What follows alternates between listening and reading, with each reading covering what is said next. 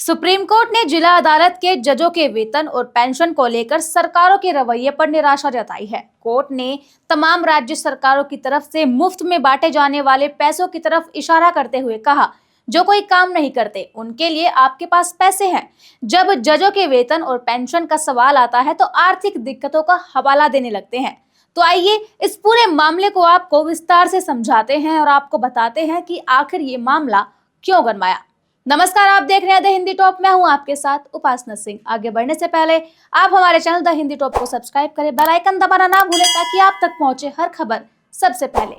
दरअसल जस्टिस संजीव खन्ना के बाद इसी साल सीजेआई बनने जा रहे जस्टिस गवई ने मौखिक रूप से टिप्पणी की। उन्होंने कहा कि राज्य के पास उन लोगों के लिए खूब पैसा है जो कोई काम नहीं करते हैं। जब हम वित्तीय बाधाओं की बात करते हैं तो हमें इस पर गौर करना चाहिए। चुनाव आते ही आप लाडली बहना और अन्य नई योजनाओं की घोषणा करते हैं जिसमें आपको निश्चित राशि का भुगतान करना होता है। दिल्ली में अब किसी न किसी पार्टी ने घोषणा की है, अगर वे सत्ता में आए तो 2500 रुपए का भुगतान भी करेंगे। बता दें कि बार एंड बेंच की रिपोर्ट के मुताबिक खंडपीठ की टिप्पणी पर अटॉर्नी जनरल ने जवाब दिया।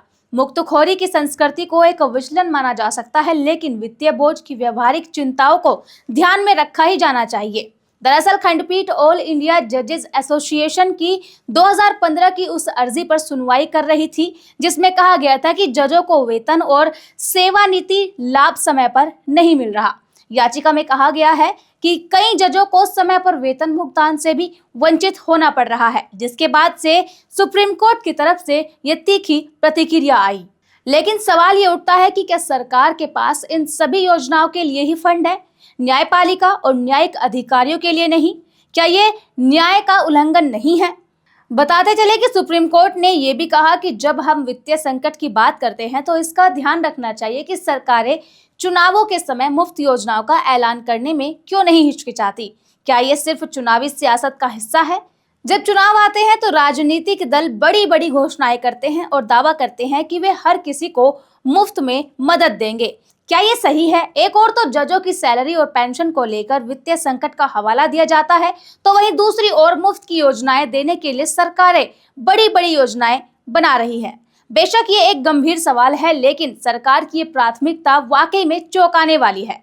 आपको नहीं लगता कि नागरिकों को मुफ्त सुविधाएं देने से कहीं ज्यादा जरूरी है कि न्यायपालिका को सही तरीके से काम करने के लिए जरूरी संसाधन देना हो? सुप्रीम कोर्ट की इस टिप्पणी से एक बात तो साफ है कि सरकार का ध्यान जजों की सैलरी और पेंशन की ओर नहीं है, बल्कि चुनाव में किसी भी तरह से जीत को हासिल करना है।